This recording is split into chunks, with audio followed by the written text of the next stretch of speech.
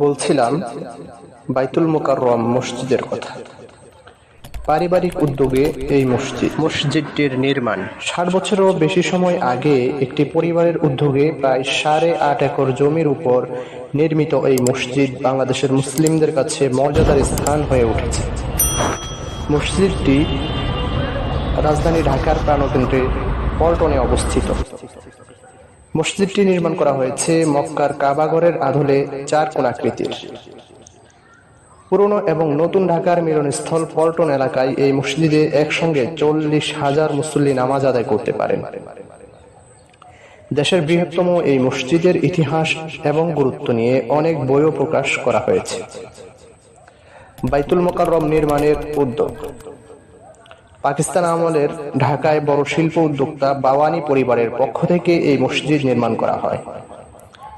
Bawani jute মিলসের মালিক উর্দুভাষী আব্দুল লতিফ বাওয়ানি এবং তার ভাতিজা ইয়াহিয়া বাওয়ানি বাইতুল মোকাররম মসজিদ সোসাইটি গঠন করে মসজিদটি নির্মাণের পরিকল্পনা নিয়েছিলেন ১৯৫৯ সালে।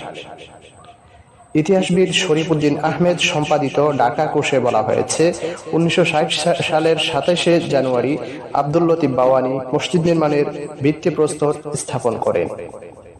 এর ২ বছর পর ১৯৬২ সালে মসজিদ নির্মাণের কাজ মোটামুটি শেষ হয়, তবে পুরো কাজ শেষ হয় ১৯৬৮ সালে।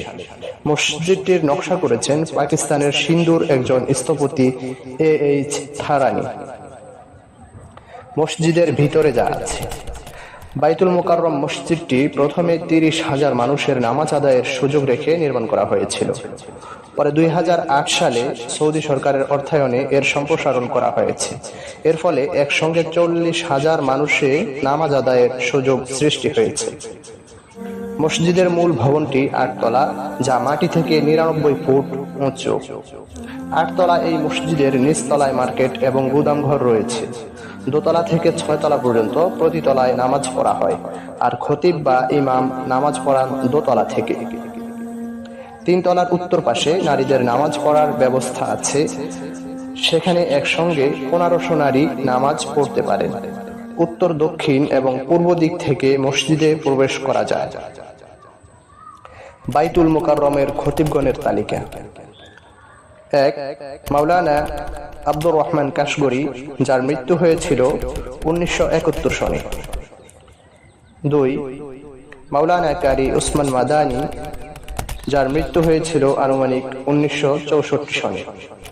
৩. মুফতি সৈয়দ মোহাম্মদ আমিনুল ইহসান বরকতি, যার মৃত্যু হয়েছিল ১৯৭৪ সাল। ৪. মুফতি মাওলানা আব্দুল মুইজ, যার মৃত্যু হয়েছিল ১৯৮৪ সনে আনুমানিক। ৫. মাওলানা ওবায়দুল হক, যার মৃত্যু হয়েছিল ২০০৭ সনে। ৬. হাফেজ মুফতি মোহাম্মদ নুরউদ্দিন, যার মৃত্যু হয়েছিল ২০০৯ সনে। সালাউদ্দিন। বাইতুল মোকাররমে ফাত্তানদের পদচারণা। মাওলানা সালাউদ্দিন সাহেবের আগ পর্যন্ত বাইতুল মোকাররমের অবস্থা স্থিতিশীল ছিল। মুসল্লিগণ ও খতিবদের প্রতি সন্তুষ্ট ছিল। মাওলানা সালাউদ্দিনের আগমনের মধ্য দিয়ে ফিতনার আবির্ভাব ঘটে বাইতুল মোকাররমে। মাওলানা রুহুল আমিনের আগমন ও ফিতনার উত্তাল আগুন ভরকে ওঠা। স্বৈরাচারী হাসিনার নিযুক্ত বাইতুল মোকাররম জাতীয় মসজিদের খতিব মুফতি মোহাম্মদ রুহুল আমিন সহস্রাধিক ক্যাডার নিয়ে গত শুক্রবার বাইতুল মোকাররম মসজিদে জোরপূর্বক জুমার নামাজ পড়ানোর চেষ্টা করলে তুমুল হট্টগোলের মাঝে সাধারণ মুসল্লিদের প্রতিরোধের মুখে তিনি নামাজ পড়ানোর সুযোগ না পেয়ে পালিয়ে গেছে। হাসিনার দোসর মুফতি রুহুল আমিনের আনা মাদ্রাসার ছাত্রদের হামলায় বাইতুল মোকাররমের ৪-৫টি দরজার গ্লাস ভাঙচুর এবং ১০-১২ জন মুসল্লি আহত হয়েছে। হাসিনার প্রাণতত্ত্বা মুফতি রুহুল আমিন দীর্ঘদিন পালিয়ে থেকে আজ গওহরডাঙ্গা থেকে ৫-৬টি বাস যোগে সহস্রাধিক লোকজন নিয়ে বাইতুল মোকাররমের জুমার নামাজ পড়াতে এলে সাধারণ মুসল্লিরা ক্ষিপ্ত হয়ে ওঠে।